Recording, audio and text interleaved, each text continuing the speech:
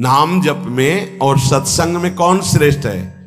सत्संग से नाम जप में प्रीति होती है, नाम जप करने से सत्संग समझ में आने लगता है। दोनों एक दूसरे के पूरक हैं। सत्संग से नाम जप में रुचि होती है और नाम जापक ही सत्संग के सही अर्थ को समझ पाता है, सही लाभ को ले पाता है। हमारा कहने का मतलब कि भजन में अधिक समय लगाना चाहिए कि सत्संग में? तो जो नया साधक है उसे अधिक समय सत्संग में देना चाहिए, और जो अनुरागात्मिका भाव को प्राप्त हो चुका है उसे थोड़ा समय सत्संग में और शेष समय एकांत में व्यतीत करना चाहिए। आंतरिक चिंतन। जब भाव का प्रादुर्भाव होता है तो फिर किसी शास्त्र के स्वाध्याय की रुचि नहीं रह जाती। लक्ष्य निश्चय हो चुका है, अब कुछ जानना है नहीं। अपने प्रीतम की लीला संबंधी, रूप संबंधी बातें अब कुछ जानना नहीं, क्योंकि और कुछ पाना नहीं है और कुछ करना नहीं। तो रागात्मिका भक्ति जब हृदय में बढ़ती है, इष्ट मिले और मन मिले, मिले भजन रस रीति, बस उससे चर्चा हुई और पूरा जीवन, पूरा समय आंतरिक चिंतन में। शास्त्र और लोक व्यवहार ये सब रागात्मिका भक्ति वाले को फिर आगे चलकर रुचते नहीं है, कुछ अच्छा नहीं लगता।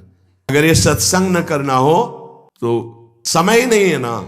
इसके लिए अंतर की वृत्ति को छोड़कर बाहर आना पड़ता है।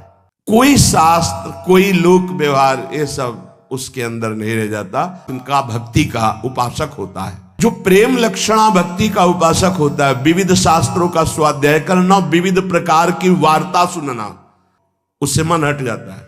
बाबा भजन करने में ये संचित कर्म बहुत बाधा देते हैं। क्या ये बात सही है कि जैसे भजन में लगे तो कहो इतनी प्रतिकूलता आ जाए, इतना दुख आ जाए कि आपका भजन छूट जाए? हाँ, भजन करने में संचित कर्म बाधा पहुंचाते हैं, पर दृढ़ता यदि है तो बाधा कुछ बिगाड़ नहीं पाएगी, आगे बढ़ जाएगा, बाधाएं नष्ट हो जाएंगी। यदि गुरु वचनों पर दृढ़ नहीं है तो फिसल जाएगा और बाधा गिरा देगी। पूर्व के पाप, पारिवारिक मोह, विषय भोगों की इच्छा, ऐसा अपमान का वातावरण कि तुम्हारा उपहास हो तो लगेगा कब तक सहे, छोड़ो यार। भजन करने के लिए जब कोई कमर कसता है तो पूर्व संचित पाप बाधा डालते हैं। जिसका दृढ़ संकल्प हो गया है, पीछे कदम नहीं हटाना, इतनी सीख ले लो।